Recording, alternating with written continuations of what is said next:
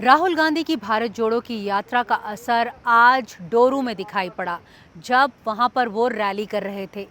हजारों की तादाद में वहां पर यंगस्टर्स जो हैं वो वहां पर पहुंचे राहुल गांधी को सुनने के लिए। उन यंगस्टर्स का कहना था कि राहुल गांधी से वो प्रभावित इसलिए हैं क्योंकि वो डिसाइसिव पॉलिटिक्स नहीं करते हैं।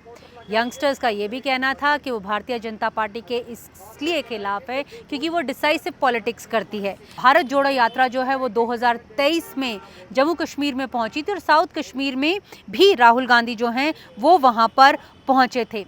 राहुल गांधी ने लोगों को एड्रेस करते हुए उन्हें याद दिलाया कि किस तरह से ये जो स्टेट थी उसे डाउनग्रेड करके एक यूनियन टेरिटरी बना दिया गया और उसके बाद किस तरह से उनकी जो एक आइडेंटिटी है, जो उनका स्वाभिमान है, वो उनसे छीन लिया गया। उन्होंने ये भी प्रॉमिस किया कि अगर उनकी सरकार दोबारा से वापस आती है यहाँ पर तो जल्द ही इस यहाँ के जम्मू कश्मीर के आवाम को एक राज्य का दर्जा जो है उसे बहाल किया जाएगा। उनका इंडिया ब्लॉक का उन्होंने कहा कि ये प्रॉमिस है। फारूक अब्दुल्ला साहब भी वहाँ पर थे जहाँ पर राहुल गांधी रैली कर रहे थे। तो जो सियासी बातें हैं वो वहाँ पर होती रहीं कि कश्मीर की जो चुनावी डायरी है, आज हम इसी पर चर्चा कर रहे हैं। उधर जो भारतीय जनता पार्टी है उन्होंने राहुल गांधी के ऊपर डायरेक्ट हमला बोला। उन्होंने बोला कि राहुल गांधी अगर लाल चौक पर बैठकर आइसक्रीम और कबाब खा पा रहे हैं वो इसलिए खा पा रहे हैं कि नरेंद्र मोदी की सरकार ने यहाँ पर पिछले 10 साल में काम किया है। धारा 370 हटाने के बाद यहाँ पर आतंकवाद जो है वो कम हुआ है। और साथ में उन्होंने ये कहा कि जो डिसरप्शंस यहाँ पर होती थी, यहाँ पे जो स्टोन पेल्टिंग होती थी वो यहाँ पर कम हुई है क्योंकि यहाँ का आवाम अब जो है भारत के साथ जुड़ने को तैयार है। खास करके जो नौजवान वर्ग है वो चाहता है कि जो इंडिया एक डेवलपमेंट की ओर बढ़ रहा है वो भी उसका हिस्सा बने।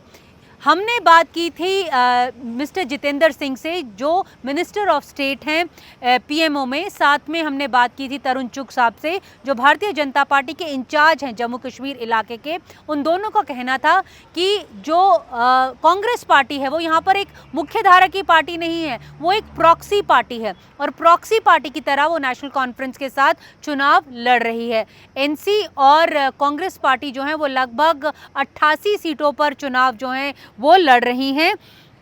तो इसे लेकर भारतीय जनता पार्टी ने भी खूब राहुल गांधी के ऊपर निशाना बनाया और बोला कि वो वंशवाद की पॉलिटिक्स करते रहे हैं, जो वंशवाद की पॉलिटिक्स करते रहे हैं और यहाँ के लोगों को बांटते रहे हैं। चलिए हम सुनते हैं क्योंकि हमने बात की थी इन दोनों ही नेताओं से कि भारतीय जनता पार्टी का मिशन कश्मीर क्या है, क्या उनका मिशन है कि वो कश्मीर में जिस तरह से क्या उनकी स्ट्रैटेजी है कि वो कमल खिलाना चाहते हैं। तो चलिए सुनते हैं कि ये दो नेता आखिर कहते क्या हैं यहाँ के राज्य की सियासत के बारे में। ग्रासरूट डेमोक्रेसी क्या है उसका एहसास अब हुआ।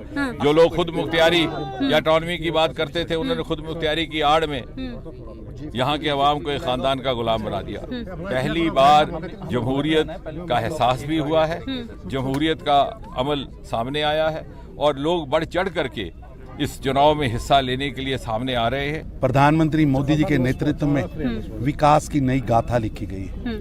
हमने जम्मू कश्मीर को आगे बढ़ाने का काम किया है। जिस जम्मू कश्मीर को गांधी नेहरू परिवार, अब्दुल्ला परिवार, मुफ्ती परिवार ने दहकते हुए शोलों पर फेंक दिया था, इसे एक टेररिज्म कैपिटल का दर्जा दिया था, प्रधानमंत्री मोदी जी ने यहाँ विकास व विश्वास को खड़ा करके इसे टूरिज्म कैपिटल बनाया है। निश्चित रूप से जनता का आशीर्वाद मोदी जी के साथ है और रहेगा। तो सियासी बातें तो हमने खूब कर ली। अब हम आपको यहाँ पर डल झील में डूबते हुए सूरज के नज़ारे की तस्वीरों के साथ छोड़ते जाते हैं।